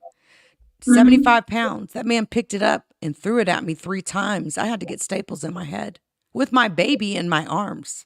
Wait, he picked it up and threw it at you 3 times? Yes, ma'am. And guess what? He picked it up again? And guess what? I was asleep in the bed. I was knocked out when he did it. I woke up to him throwing the 75-pound space heater at me while I was there laying with my child, who was only 1.5 years at the time. Now, although there is no reason that can justify this, what was his reason for doing it? He was drunk, and then he forced me to have sex with him after. Oh, my God. With my head bleeding. Yeah, I've got some stories. Again, there's no shame. I'm not the one that walked around abusing anyone. And it's funny because it's not funny, but it's interesting because although he may have thought that he stripped me of this and that and my self, my self-esteem and all of that, anything that I lost leaving him, I have gained it back tenfold. Period. That's good. I'm living in a much better situation. And that's the reason why I lived in Airbnbs and short-term housing, because I would not commit to leasing a home or buying a home with him. I waited till my divorce was final to buy my home because he is not going to get any of my stuff. Not my money, not my home. We're not doing none of that. And so that's why it took so long, 3 years, for everything to kind of get where it was. That is the only man I've ever been with that's abused me. And it's the last man that I'll ever be with that will abuse me, because I will literally, let another man ever try to put his hand. Matter of fact, I dated this guy for a week recently, this past summer, just a week. I wouldn't even say dated. I went on one date with him. And you always know what it's going to be like with the person when you take that first trip together. Oh, And we took a trip to Dallas. And on the way back, he didn't like the way I was driving, I guess. But he's one of those dudes. He's into cars, trucks, all that type of stuff. He wants to be in control, driving, all that. Well, anyway, the way that he talked to me, I said, you know what? Why don't you drive? I get out the driver's seat, get in the passenger, and I say, this is a bunch of bullshit, and don't talk to me crazy like that. He started talking crazy, and I didn't say a single word to him on the way back, purposely. And he kept asking me, are you okay? Are you okay? I said, I'm great. I'll be wonderful once I drop you off, because I will never see you again, ever. yeah. Because I'm not ever going to go through the same shit that I went through for 25 years. Fuck Yes. no. Fuck And no. and you know something crazy? Somebody asked me this morning. Sorry for cursing. Oh no! Listen, the truth is the truth. However it comes out, is how it comes out. It is what it is. I mean, it's the truth, and I don't need to hide it. I have spoken, I have done lectures on domestic violence in front of crowds of people. These YouTubers that sit over there and make fun of it are nothing to me. That's why I laugh at them when they do it, because that audio, again, is owned by a production company, but that audio has helped so many women leave abusive relationships. And it's been played at lectures and things like that. The production company, I did a few lectures with them. You ought to see people's faces when they hear it. They don't make fun of it. They don't think it's laughable. They don't think it's cool. It's disgusting. And I have no shame. I don't need to be ashamed for what someone did to me, period. And you know what? I said this the other night, and I'll say it again. Anybody who makes fun of anybody who's been in a domestic violence situation, something is wrong with you mentally. And if you laugh at it, you don't deserve to be something on the bottom of somebody's shoe, because you never know. All of your good fortunes and everything that you have can be stripped away just like that, and you can be in a situation where you don't make it out. So Shit. stop. For the Yeah. people who are laughing and making fun of that, stop that, because nobody who's been abused has anything to be ashamed of. And Well, like I the crazy thing is she's been abused her fucking self. She can sit up there and act like she doesn't know who Monty is, but Monty, and we've got photos, chick, while you sat over there and lied yesterday, used to beat the hell out of her, not to mention the fact she's a prostitute. Many men have put their hands on her, not to mention she puts her mouth on strange penis. I was married, okay? One penis. But needless to say, I will just say that it's interesting when someone who's been abused makes fun of someone else being abused. Exactly. She is low vibrational, and Pizzy over there, he beats women. I've got him on camera several times saying and bragging about beating women. So, I mean, what do we expect, right? You know I what I mean, call that when a man beats a woman? They have short man syndrome. right. Little Phys- dicks. Yeah, I was just about to say that. Little dicks. And I didn't have that issue, not like I'm trying to tell nobody my business, but it was just that my ex-husband was a drunk and had anger issues and was a failure in so many respects. The only thing that good that ever came from my relationship with that man was my children. And the thing is this, I'm 45. For just as an example, this guy I talked to for like a week, right? And then got rid of him. And he knew I was getting rid of him. He knew that day when I dropped him off that he would never see me again. Do you think that my sons are going to let some man talk crazy to me? Hell no. My sons are grown. Ain't no man going to come up in my life and talk crazy to me. They already would get after they daddy. So ain't no stranger gonna come up in here talking crazy to me. They're gonna fuck around and find themselves buried out in East Texas in the woods so that the pigs can tear them apart. That's what's going to end up happening. And you know what's funny? Somebody asked me this morning, they were like, "Are you dating?" I said, "Oh no, absolutely not. Absolutely not." I want to. I'm starting to feel a little lonely. I'm not even gonna lie. Um, there's, I can't talk too much about it, but You, there is you someone that I like, but I you know, can't say who it is. I think the reason I don't I'm date too is shy. I'm too shy. I've been watching a lot of movies and videos where people turn out to be just batshit crazy, for lack of better words. Yes, And I'm like, oh my God, what if I run into somebody like that and they're a serial killer and everything? But exactly. I'm gonna tell you something fascinating that happened to me the other day. What's today? Today is Wednesday, right? Yeah. No, Tuesday. So okay, yeah, that makes sense. So today's Tuesday. I went last Friday, I think, or no, last Thursday, and I was getting my hair done. And unbeknownst to me, the young lady that was doing my hair, I'm not gonna say her name because I didn't get permission from her, but she does readings. And I got a reading, and I'm gonna tell you what she told me, and it was something you told me too. Really? Yes, she was telling me, she was like, you second guess yourself a lot when you already know the Yes. information and what to do. And she was like, what I Yep. want you to do is just trust yourself and have more courage and stop second guessing yourself and asking yourself, should I do this? Should I do that? Yep. Because the things that you're doing are right. So don't second guess yourself. And she also surprised me when she said this. She said, and the things that you are working on, people actually like that and they want to hear it, and they want to know what you have to say. And when she said that, it shocked me because I didn't tell her until after she said that I do YouTube. So she was How like, funny. yeah, she was like, I don't know what it is you do, but whatever it is you do, stop second guessing yourself. If you have information or you have something, put it out there because people want to hear it. She said, but Hmm. stop second guessing yourself. And she said, be who you are because that's who people like to see. That's right. And when she said that, I started laughing. So she asked me, she was like, why are you laughing? I said, well, to be honest, I do YouTube. And I told her, I said, the person that mentors me tells me that all the time to stop second guessing I myself. do. I And do. yeah, Absolutely. Because you got this. You got this.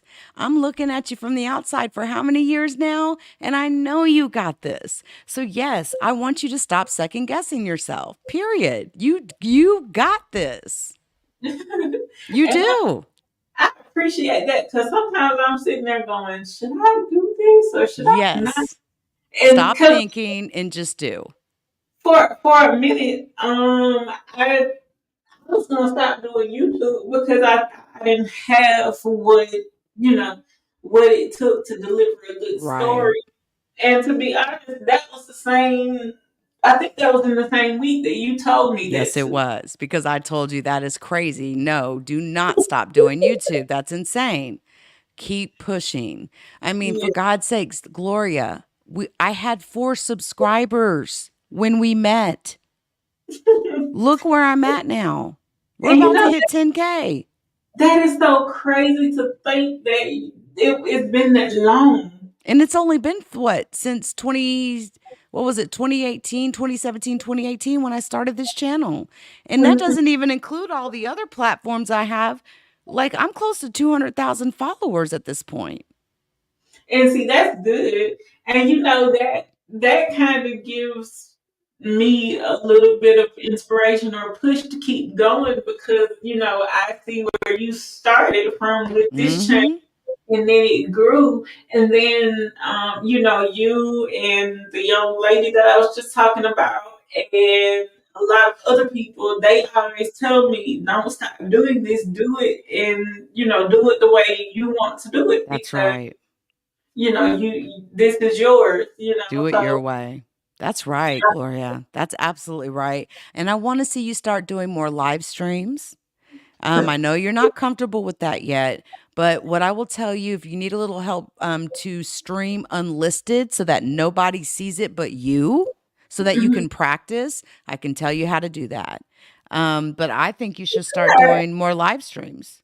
I think I know how to do it I know unlisted, but you do. I'm not sure if it's the same way as before when I started using StreamYard because I know they've changed a lot of things. Yeah. Yeah. Well, So it's, any questions you have, you know who to call. yes. And I've got some more graphics coming for you, by the way. I want to Oh, chop and screw some more graphics for you.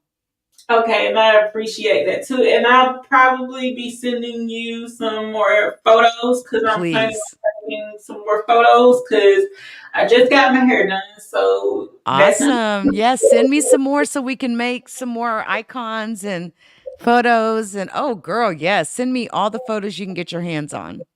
Okay. You know how to get them to me. Text them to me. They come. Actually, it's probably better. Well, you got an iPhone. So yeah, text them to me. It won't decompress. It would be Oh, different if you had an Android, but nah, text them to me. I got you. okay. And what else was I gonna? Oh, and my goal is for my channel is to be able to get to 1,000+ subscribers, and at Yep. some point in the near future, hopefully I can do like brand deals and sponsorships. Mm-hmm. You could do Uh, them now. Really. You could do them how now if you wanted. how could I do that? Because Well, I would I'll have hit to. you up. There's a couple of companies you could sign up with, and you just put the links in your description. They don't care about how many subscribers you have. Now, some do, but the ones I'm thinking about don't. But I'm thinking about signing up for some as well. And I did do something recently, Gloria, that I haven't told anyone about. I'm Mhm. not going to say it publicly right now, but I'll tell you later on. But there may be a surprise coming very soon. Oh wow. Yeah. If you could send me the links to those companies, I would I really will. appreciate that Yeah. because that would. Amazon, Temu. There's a couple of different companies. It doesn't matter how many subs. It's all about how much can you get them to hit that link and buy, baby. Yeah, that's the most That's important. all they care about. Shoot. And then of Um, course work on your Instagram, your TikTok. yes. I do a lot of advertising on it.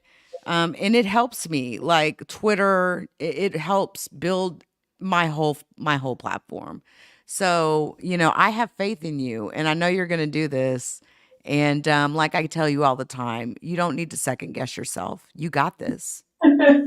I'm really working on that because when she told me that, I was like, oh, okay. And she told me something else too, because I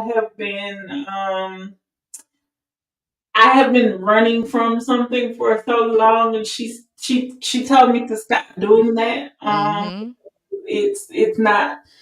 It's not using what I have, and it's only dimming the light of what that is. So she Right. told me to stop running from that. And my mom told me the same thing Mm. years ago, like when she found out about it.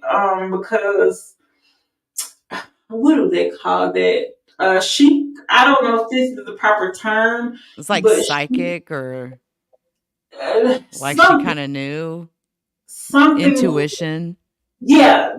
She told me she called it a seer. She Mm. That's what she said it is. And like I told her, and like I told my mom and everybody else, I run from that because I don't. Mm, it's not that I don't like it. It's just that the things that happen, it makes me uncomfortable Right. with. I was telling her the one that I had, the one that scared me to death. Actually, Mm-hmm. it was I'll say my cousin for just Right. references. Um, my cousin, he was in jail for something. I can't remember what it was, but um, the week before everybody else found out, I already knew. And when they said it, I knew that it wasn't an imagination because the way they found him hanging. And I already knew all of this, but I wasn't going to say anything because my siblings, they don't know about that. And Mm. my mom, she's the only one that knew. So, me saying that, they would have been like, they would have, when you tell people certain things, like Mama Global said, they think you're crazy. So that's why I never really talk about that part of me very much. But she told me to stop second guessing that, and she was also telling me too that because she used to do YouTube, I told her she should start back, but she told me to start incorporating story time too on my Mm. channel. She said because I have interesting stories and people would like to hear those, and it could help a lot of people. Um, like I was telling her about the time I almost died and all that good stuff. But that's over on TikTok. If you want to know about that, you have to go there and listen. I haven't put up the other parts of the story, but I will sooner or later about that. Well, about that and the other time I almost died because that was more recent. And that still bothers me that somebody could do that to somebody who is sick like that. That somebody could do that just because you're supposed to be a doctor doesn't mean you know everything and you should listen to the patient. But that's another story. But yeah, I want to try to at least get to 1,000 plus subscribers. The reason why I say plus is because I don't want to be stuck at 1,000. So I'm working on more content and hopefully more people will like it. And hopefully everybody that watches my videos, please hit the like button if you do nothing else.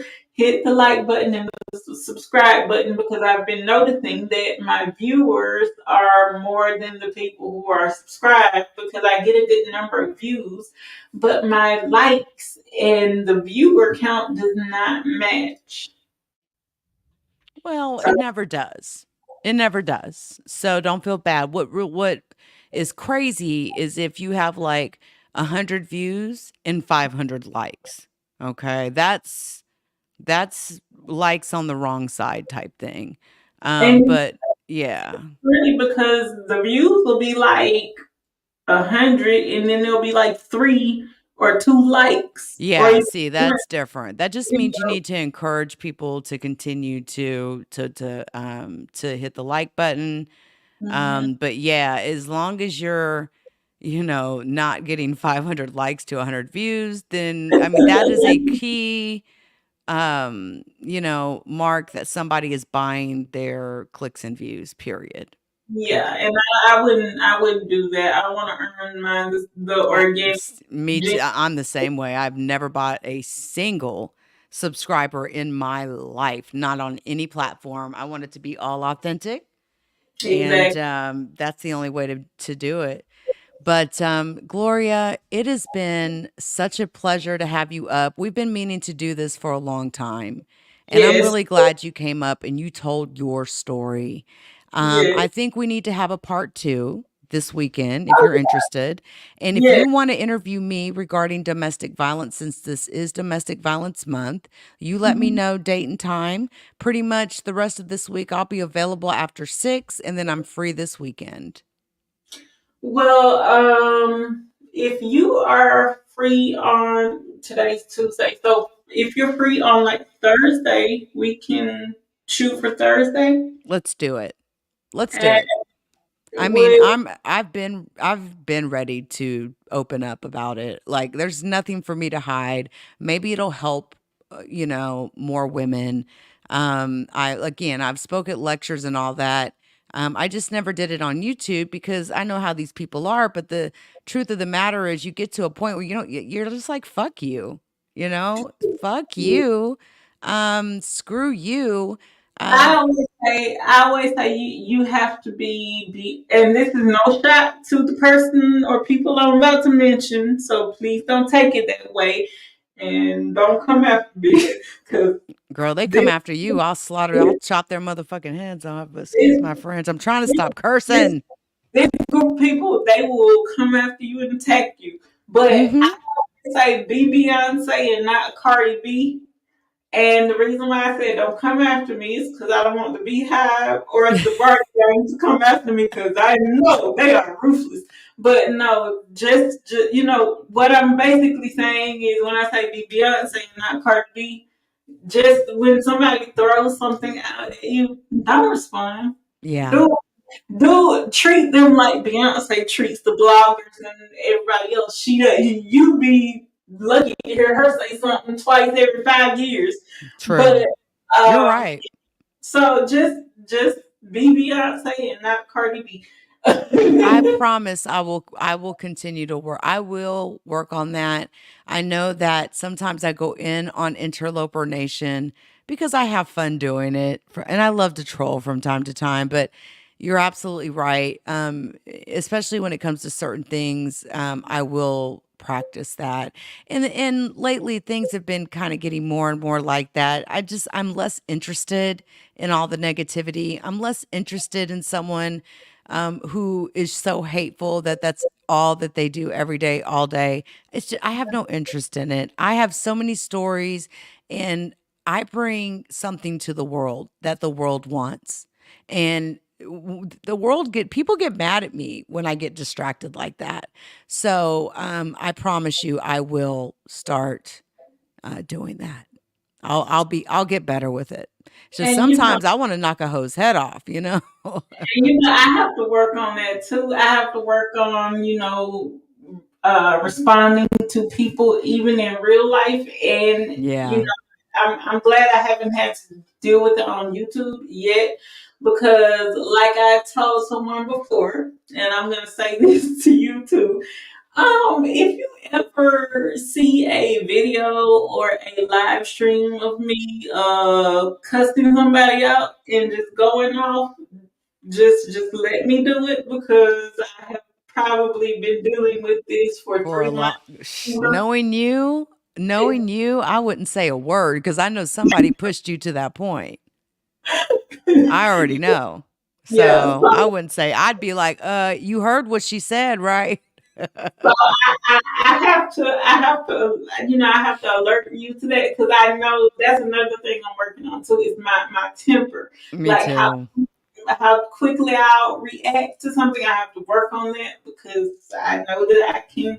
That's the part of me that I get from my father, and that's the side of me that I'm afraid of. Yeah. But I know that sometimes I can go a little too far, a little too fast, and then later I'll be sitting there going like, "Why did I do that?" But I have to I work know on I definitely did that. And, at the time, it's like, hey, you wanted to play with my kids. So, hey, there's cause and effect. Deal with it. I may never feel bad about it, or maybe years down the line, I may feel a kind of way about it.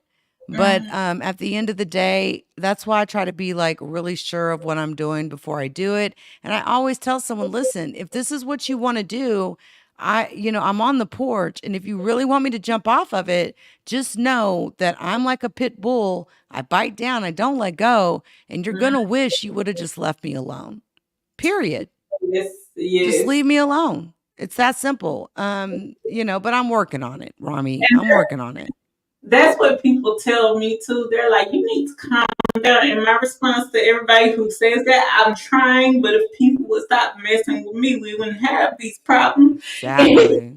And then I wouldn't have to do and say the things that I do and say, but I'm working on that as well because I know, Yeah. Oh, these I losers need to get a life. There's a lot of people, their only goal is to clout chase. They see me with 10,000, almost 10,000 subs, and they want a piece of it. And what's funny is I've had someone coming at me now for like a year. No, I'm sorry, almost 2 years come this winter. And that bitch has not even gained 100 subscribers. It just goes to show you will do better with positive support than you will with negative and negativity and trying to attack people. Because, I mean, I haven't seen that bitch get 500 views, 1,000 views on none of those videos because no one cares. No one wants to hear her repeat herself over and over. And nobody cares about anything that happened 5 and 10 years ago. Period.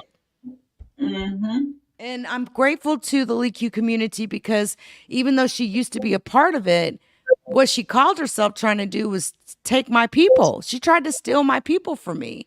And what they do is you like a person will ask you for an interview. Then you invite your people over. Then all of a sudden they start modding your people up. And that's a tactic that they use. And so it forces the moderators to tell them, hey, take my wrench. And every single one of my people told that skank to take their wrench. They didn't want nothing to do with her. And ain't nobody been back over there since. She pulled her nonsense. And it's going to stay that way. And I didn't have to tell nobody to do anything.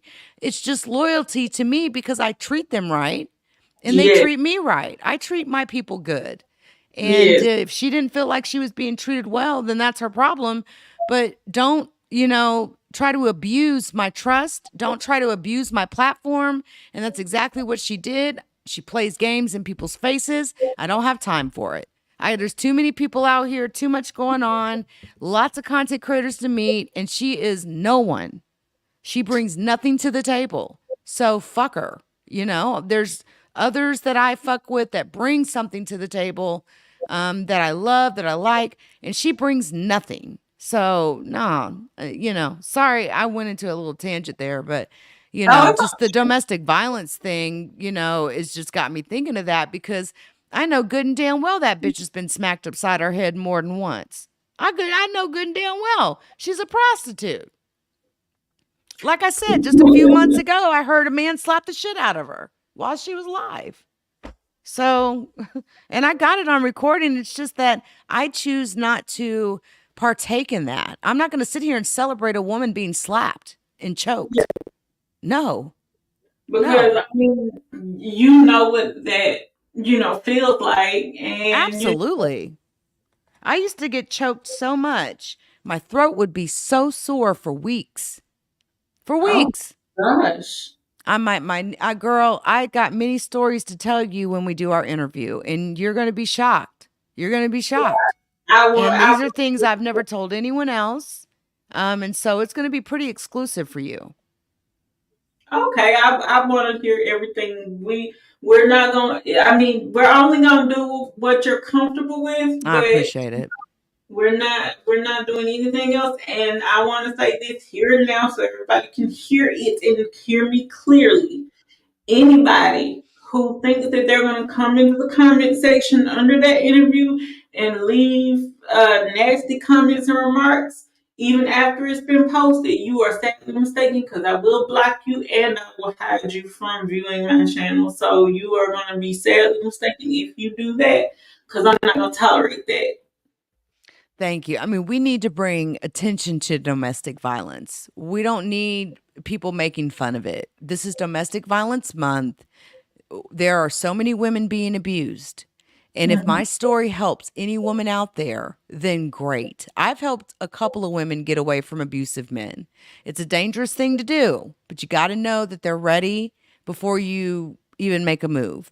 But we are here to educate, not to sit up here and think it's a joke and laughter like it's some kind of cool thing to do. I mean, for God's sakes, right? We got an abuser and a woman that's been abused her whole life, and they're over there. They think it's a joke.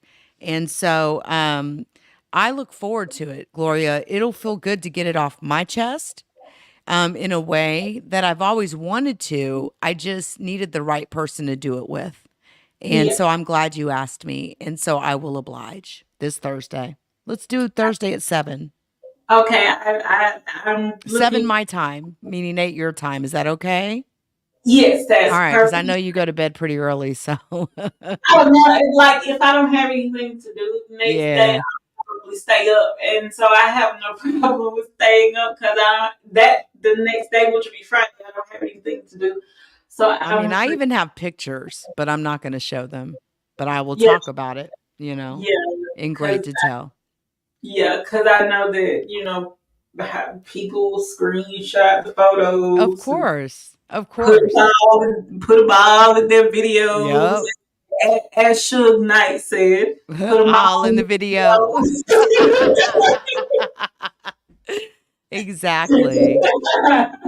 Women, don't be ashamed if you've been a victim of domestic violence, please. Like, Yeah, it's not your fault that a man could not control his temper, period, in his hands, exactly. Exactly. period. Nobody should be ashamed of that ever. And No, like I said the other night, to anybody who has ever been in a situation like that and got out, I applaud you absolutely. times over because you know, when you're going through things like that, you think about how this could end. Mhm. Like the morning that I almost lost my life because I did leave this part out. There was a gun involved, and thankfully it jammed. But you're thinking about things like that, like, oh my God, who's gonna find? And I hate to sound so morbid with this, but you go into the thought of, oh my God, who's going to find my body? How are they going to feel? I hope it's not too traumatizing for them because I was thinking all of that. So I know that thought has probably crossed your mind as well as other people who have been in similar situations with where abuse is. Oh, You yeah. so I'm pretty sure that those thoughts cross your mind. So I'm glad you made it out and anybody else who's made it out because I've heard some stories where, oh my goodness, like Mhm. it's unbelievable. I can't remember the lady's name right now. I think it was Susan Steele. She was on Oprah many years ago and she talked about her husband, how he um started abusing her and she said the same thing that I said the other night. Most times it'll start with the push, and then the push will progress to a slap, then the slap will progress to them doing other stuff. So you have to watch out for those red Oh, flags with yeah.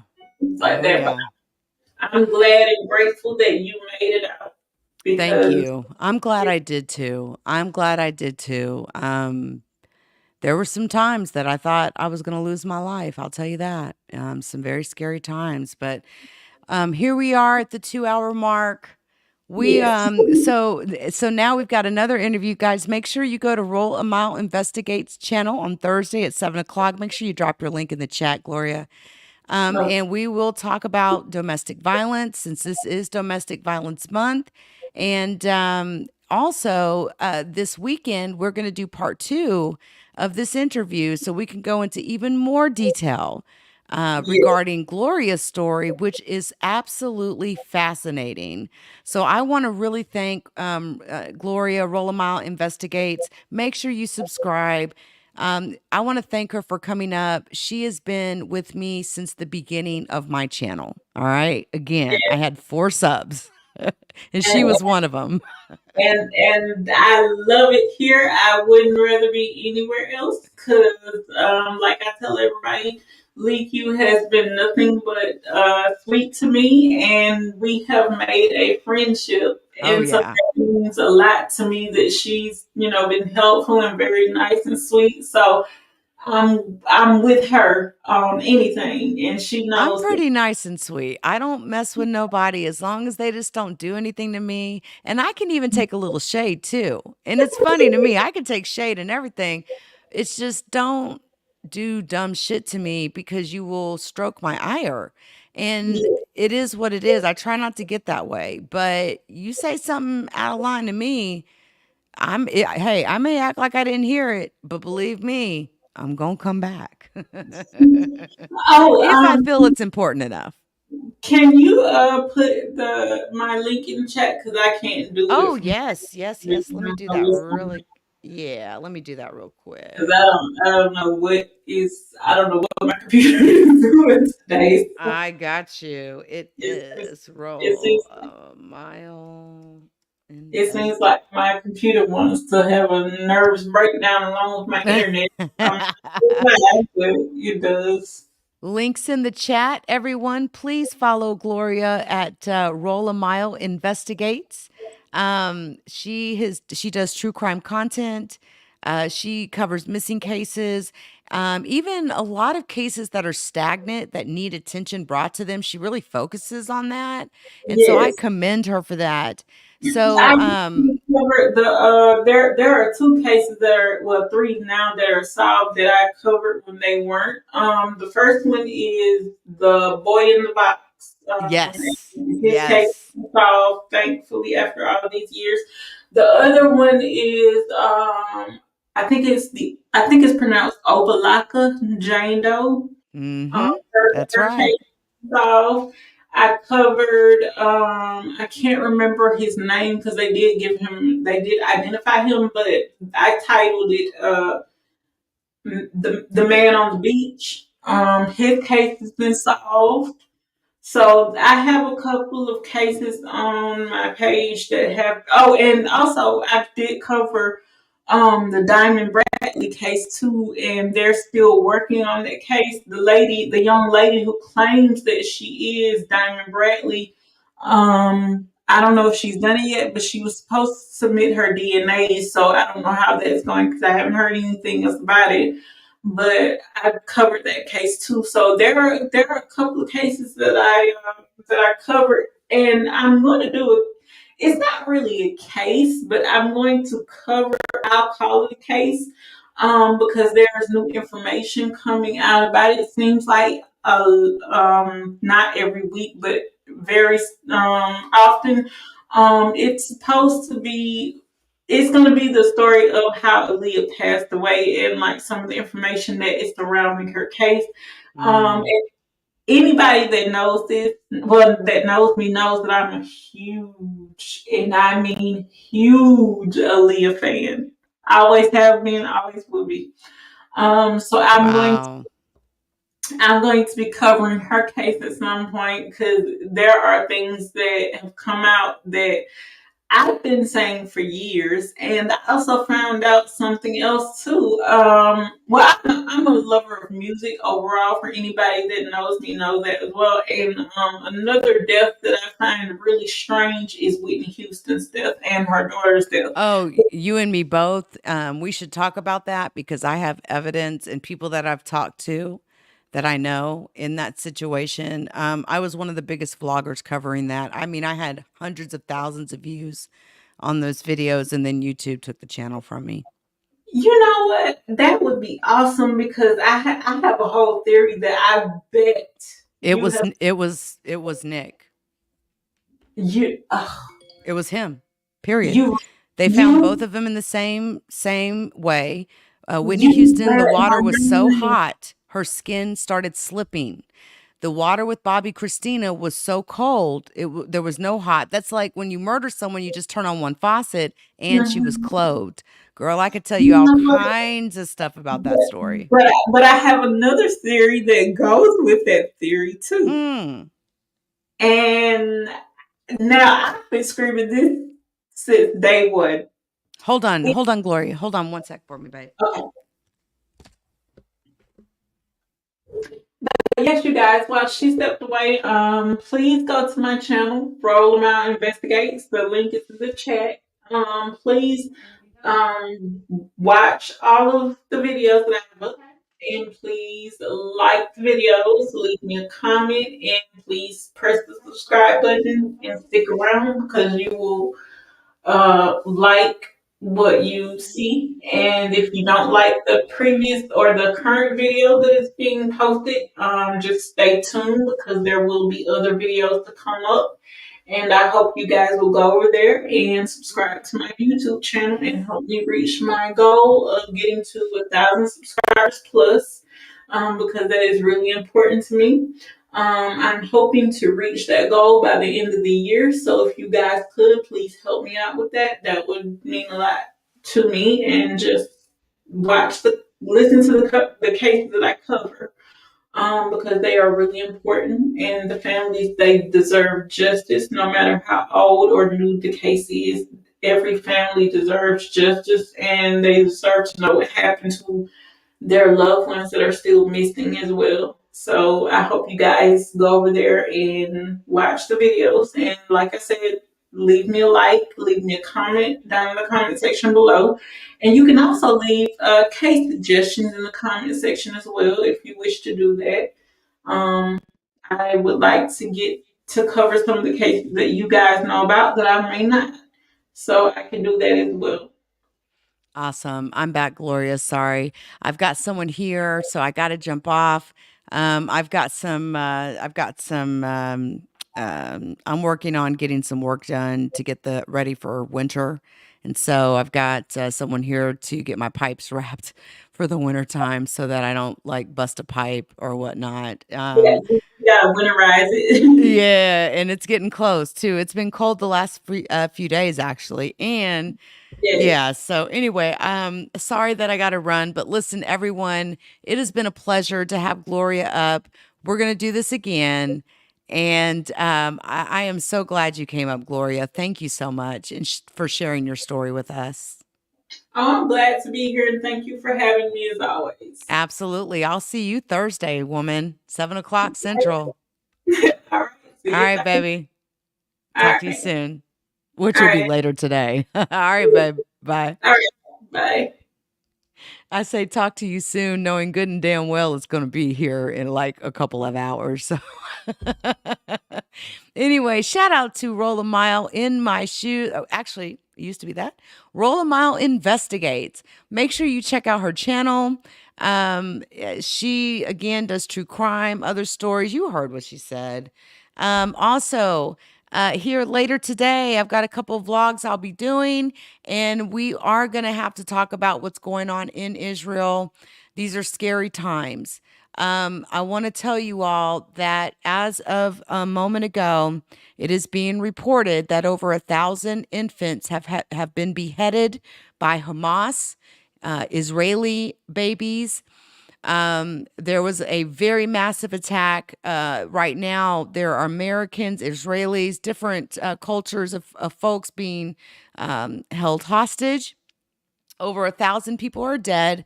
That does not include the 1,000. My understanding is it's 900 babies who have had their heads chopped off by Hamas.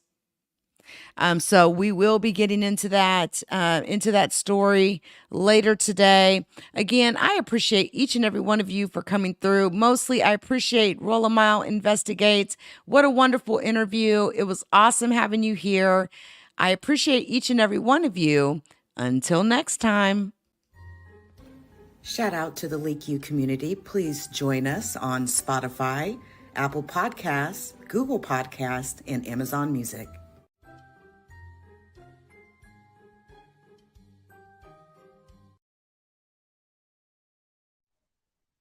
Please hit the like. Thank you.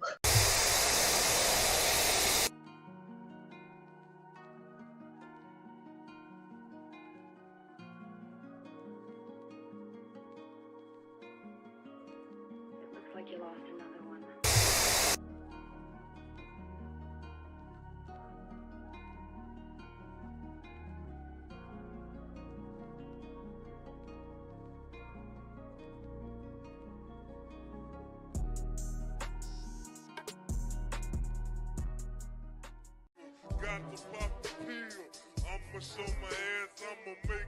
The judgment sentence that you are an asshole. The trial is over. Thank you, everybody. Let's play a game. You have 10 seconds to take all your stuff and get out of my life. 10, 9, 8.